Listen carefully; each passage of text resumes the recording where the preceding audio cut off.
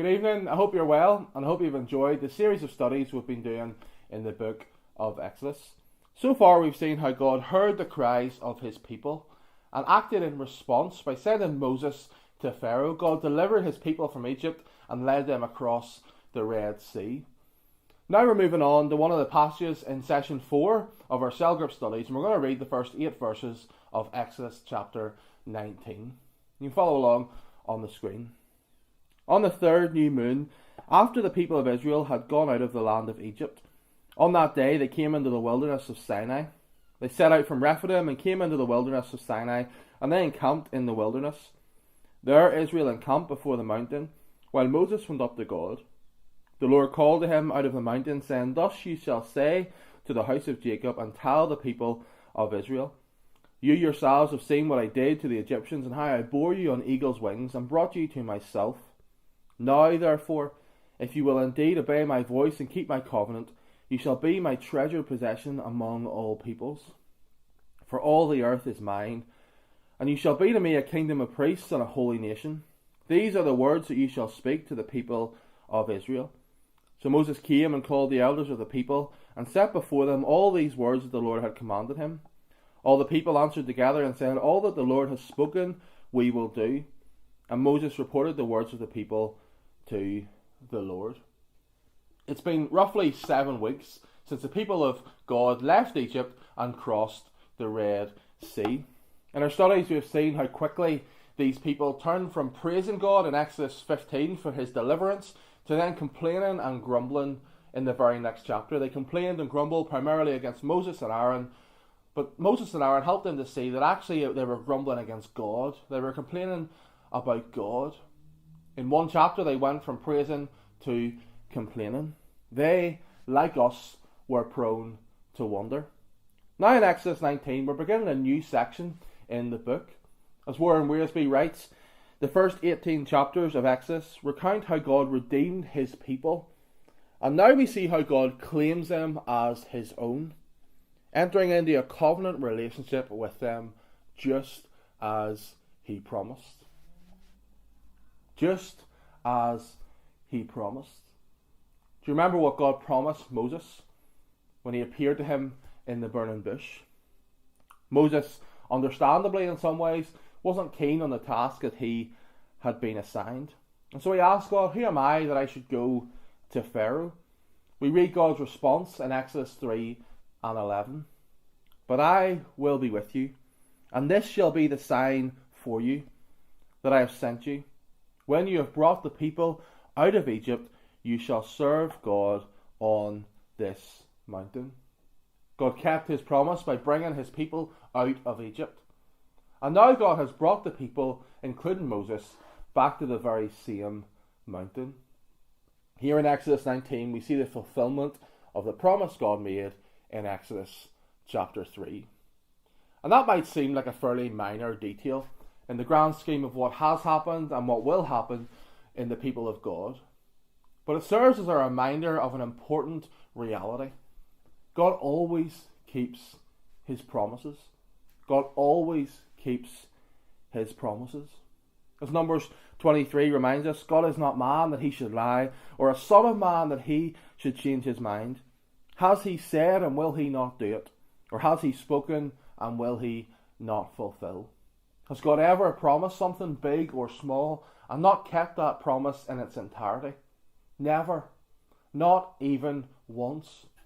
God kept the promise he made to the people of Israel. God kept the promise he made to Moses.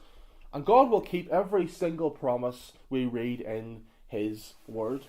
God always keeps his promises. The people of God are gathered at Mount Sinai, and the rest of the book of Exodus, all of Leviticus, and the first 9 chapters of Numbers all happened right here at Mount Sinai.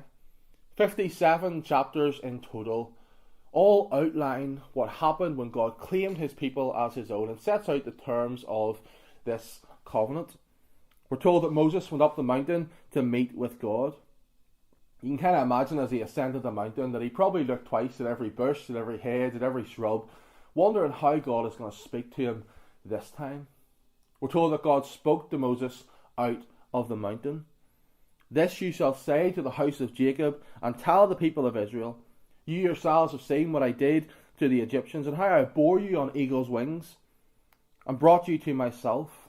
Now therefore, if you obey my voice, and keep my covenant, you shall be my treasured possession among all peoples. For all the earth is mine, and you shall be to me a kingdom of priests and a holy nation. As elsewhere in the Old Testament, God promised great blessing, great prosperity to the people of Israel, to these his people. Even though all the earth is mine, even though God owns all things, could have picked any nation, even you, will be my treasured possession. You will be a holy nation. You will be different than the rest of the world. If, that's the key word, if you obey my voice and keep my covenant. So how do the people respond to the challenge set out before them? The promise of great blessing, the promise that God will be their God, and the terms of the covenant that they must obey and keep this covenant. We read in the passage, all the people answered together and said, all that the Lord has spoken we will do. In the chapters that follow, God laid out the exact terms of the covenant. In Exodus 20 we read the 10 commandments, which act as a summary of the whole law.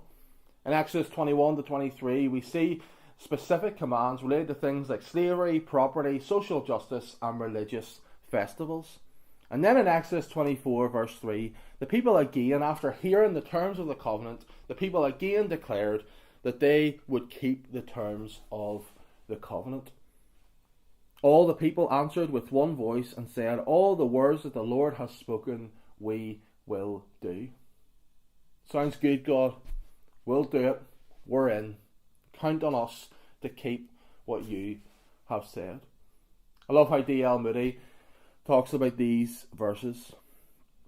Not realizing their own sinfulness and helplessness, the people readily agreed, all that the Lord has spoken we will do. Bold and self-confident language. The golden calf, the broken tablets, the neglected ordinances, the stone messengers, the rejected and crucified Christ are overwhelming evidences of man's dishonoured vows. The people didn't keep the terms of the covenant. Though they responded in the way that they maybe should have responded at the time and saying, we will do all that you have commanded, they didn't follow through. They didn't obey the voice of God. Why were the people unable and unwilling to keep the terms of the covenant? Was it the sheer number of laws that God gave to the people and asked them to keep? According to many Jews, there are 613 different laws given in the first 5 books of the Bible. That's a lot of things to remember. I struggle to remember when Ellie asked me to do 3 things when she's away at work. But it's not the reason why the people of God were unable and unwilling to keep the terms of the covenant. It's not a problem of the amount of laws. People living in Northern Ireland, as you know, have more than 613 rules to follow. And I want you to imagine if you were to break one of those laws, one of the laws of our land. Imagine you were to break a law relating to how fast you drive. Maybe that's not too hard for you to imagine. But imagine you're really speeding and you end up in court. Would it be a good defence to stand up to the judge and say, listen, judge, I understand I've broken the law, but there's just so many things for me to remember. Wear a mask in the shop, don't steal, don't murder, wear clothes when you go outside, don't litter, buy a TV licence, clean up after your dog. With all of that going on, with so many laws to remember, how am I supposed to know and remember that you're not allowed to drive 90 miles an hour in a built-up area? How do you think that defence would hold up? How do you think the judge would respond? Yeah, okay, fair enough, I never thought of that. You've got a lot on your plate, you've got a lot to remember. I don't think so. I think if anything, your punishment would increase and not decrease. You see, the problem for the people of God then and now is not the sheer number of laws.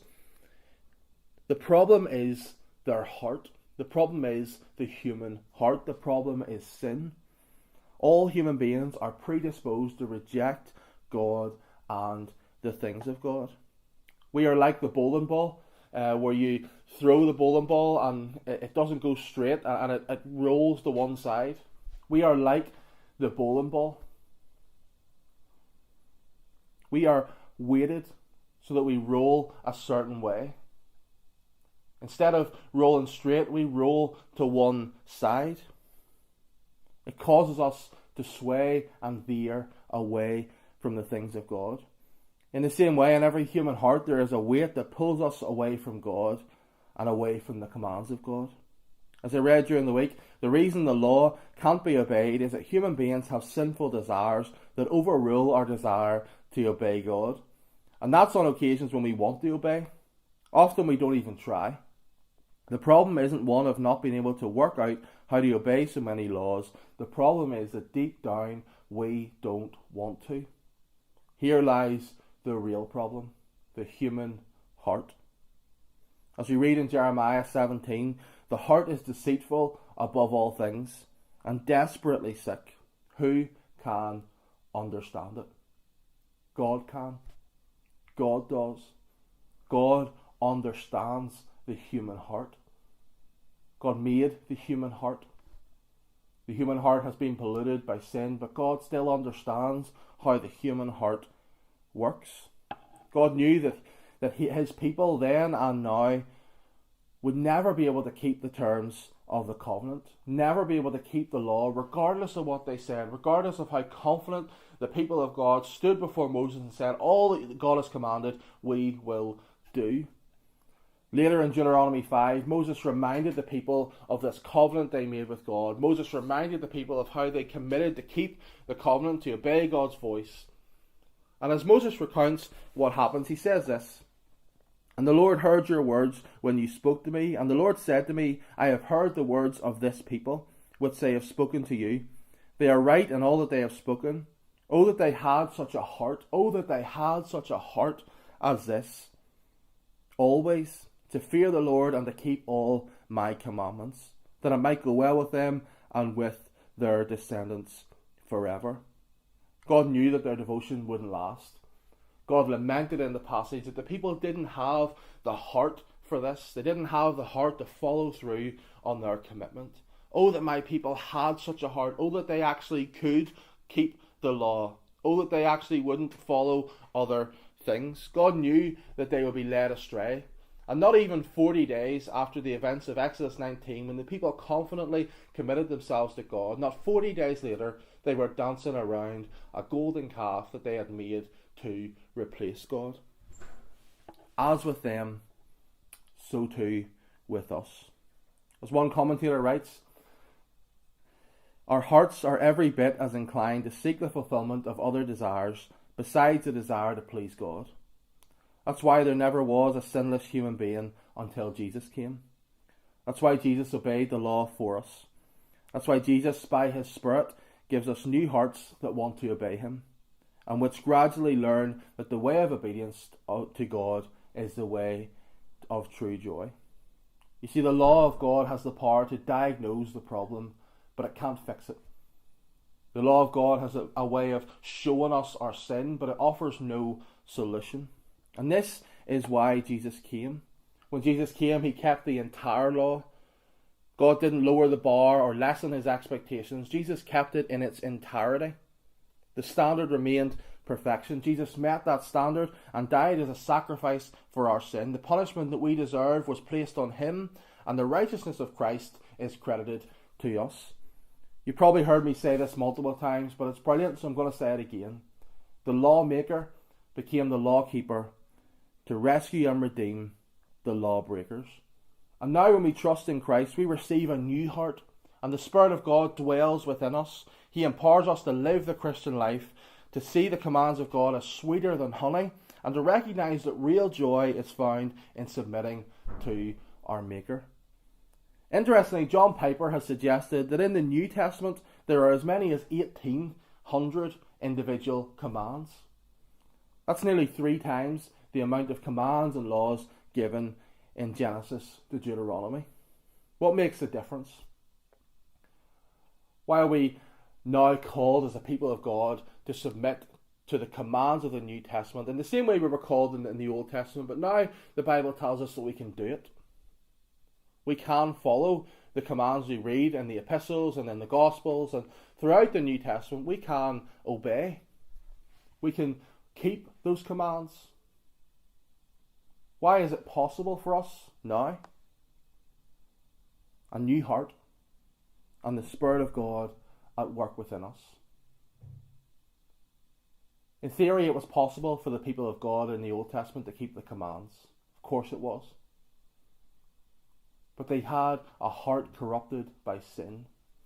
We, on the other hand, have been made new. We have been redeemed. We have been given a new heart, and the Spirit of God lives within us. And even though there are more commands listed in the New Testament, we can live a holy life. We can live a life which honours and pleases God. As John Piper writes, and to finish, let the beauties of Christ and the greatness of his work for you and the spectacular preciousness of his promises and the power of the Holy Spirit work a deep work of transformation in your life. And then may you focus on specific commands as a way of gauging the temperature of your transformation.